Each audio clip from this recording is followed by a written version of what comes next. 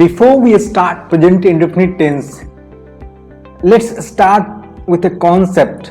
और वो कॉन्सेप्ट है कि हमें कहाँ s और es लगाना है। आपने बहुत बार देखा होगा कि कहीं s लगता है और कहीं es लगता है ना, वर्ब के फॉर्म में। बट उससे पहले हम लोग एक प्रेजेंट इंडेफिनिट का एक जो स्ट्रक्चर होता है अफर्मेटिव सेंटेंसेस है उसको देख लेते हैं, ताकि हमें अच्छे से s और es कहाँ लगाना है वो समझ में आए। ठीक है, जो अफर्मेटिव सेंटेंस है उसका रूल होता है सब्जेक्ट प्लस वर्ब का फर्स्ट फॉर्म s और es, और s और es लगता है जब आप जो सेंटेंस है, जो सब्जेक्ट है वो क्या है, थर्ड पर्सन सिंगुलर नंबर होता है। ठीक है, तो वो वर्ब के फॉर्म में s और es लग जाता है। उसके बाद ऑब्जेक्ट, जैसे आप ये एग्जांपल देखो, राम घूमने जाता है, Ram goes for a walk. यहाँ पे देखो आप गोज है मतलब es लगा हुआ है, राइट। तो चलो हम लोग को एक पता चल गया यहाँ पे कि थर्ड पर्सन सिंगुलर नंबर के साथ s या es लगता है वर्ब के फॉर्म में।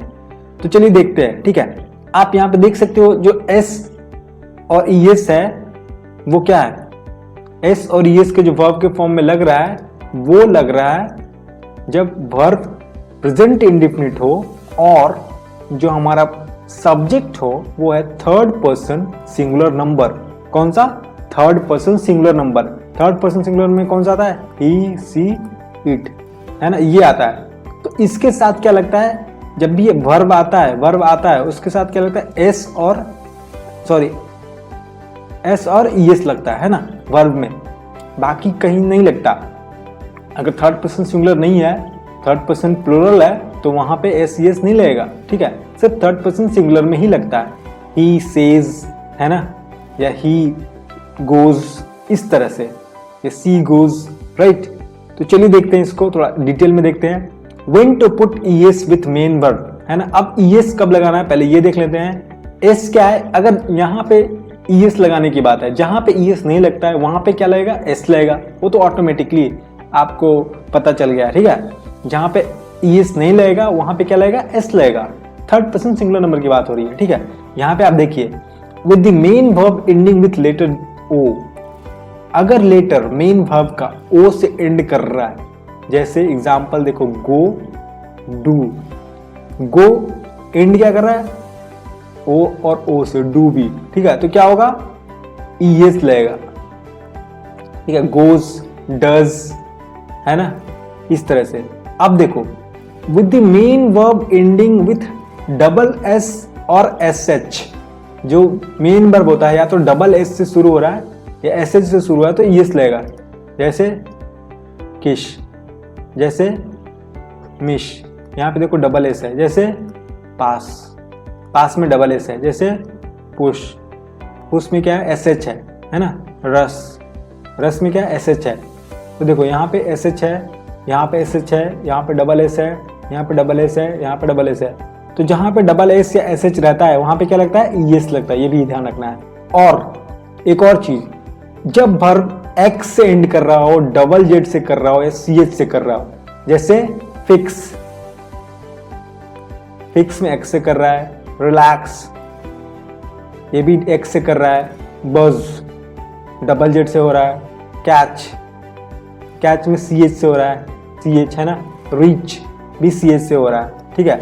तो यहां भी हमें क्या लगता है, लास्ट के वर्ब में ईएस लगता है। तो आपने देखा यहाँ पे 5 चीजें हैं, 6 है, 6 यहाँ पे कॉन्सेप्ट इनिशियली में जहाँ पे ईएस लगता है, वो आपको याद करना है, रट लेना होगा आपको इसको कि कहाँ पे ईएस लगता है। और वो है कि जब वर्ब एंडिंग, ये एंडिंग की बात होती है ना, वर्ब कहाँ एंड करता है। वर्ब जब ओ से एंड करता है या डबल एस से करता है या एस एच से करता है या एक्स से करता है या डबल जेड से करता है या सी एच से करता है ना। जब ये 6 लेटर से अगर वर्ब एंड करता है, मेन वर्ब, तो हम लोग क्या लगाते हैं, ईएस लगाते हैं, राइट, ठीक है। और एक और चीज है कि जब मेन वर्ब वाई से एंड कर रहा हो और उससे पहले कॉन्सोनेंट हो, तो क्या होता है, वाई को हम लोग रिमूव करके वहां पे आई बैठा देते हैं, ठीक है। वाई को रिमूव करके क्या बैठा देते हैं हम लोग, आई बैठा देते हैं, ठीक है। और उसके बाद हम लोग ईएस लगाते हैं। कॉन्सोनेंट आप जानते हो, ए आई, है ना, ए ई आई ओ यू, इनको हटा के, ये वावेल होते हैं। इनके अलावा जितने भी आपके 21 लेटर होते हैं, है ना, इंग्लिश अल्फ़ाबेट के 26 में से 5 हटा दो इनको तो 21 बचे। तो 21 जितने भी कॉन्सोनेंट होते हैं उसमें अगर वाई लगा है, वर्ब की बात हो रही है ना, मेन वर्ब में, तो हम लोग वाई को हटा करके आई लगाते हैं और उसके बाद ईएस जोड़ देते हैं। ठीक है, अब देखो जैसे क्राई, क्राई में वाई है ना, वाई तो एंड होगा ही, वाई से एंड होना चाहिए और कॉन्सोनेंट होना चाहिए। देखो आर पहले क्या है, कॉन्सोनेंट है, तो क्राई को क्राइज कर देंगे। ठीक है, मैरी है, मैरी में क्या है, वाई तो है लास्ट में बट यहाँ पे कॉन्सोनेंट है आर, तो हमारा क्या होगा, मैरिज हो जाएगा। ट्राई में देखो वाई तो है बट आर यहाँ पे क्या है, कॉन्सोनेंट है, तो ट्राइज हो जाएगा।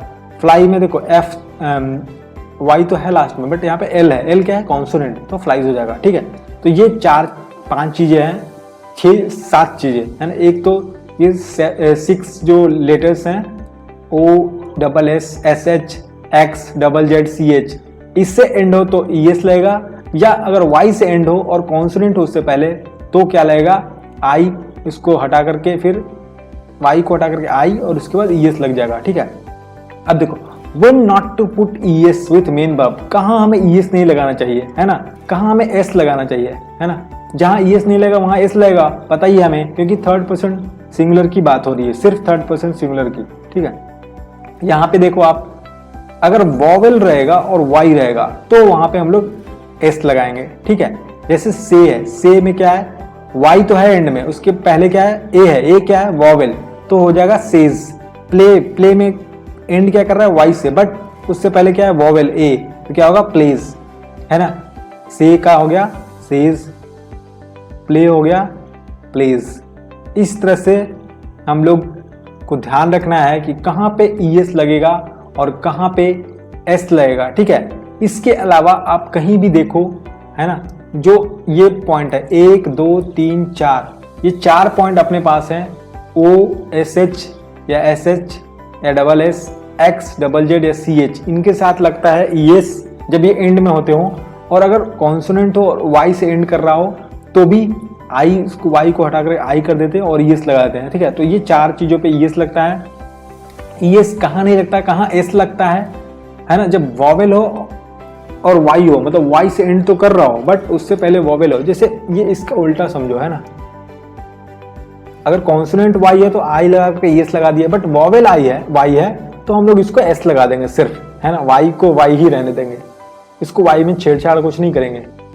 We will not remove Y here, we will not change like we did here, like we removed Y and put I and then S. Here we will not remove Y but we will add S at the end of the main verb, right. तो हम लोग इतना करेंगे। तो इस video में इतना ही है ना, अगले वीडियो में मिलते हैं, हम लोग टेंस के साथ आते हैं है ना, प्रेजेंट इंडेफिनिट से स्टार्ट करते हैं। तो चलिए मिलते हैं अगले वीडियो में।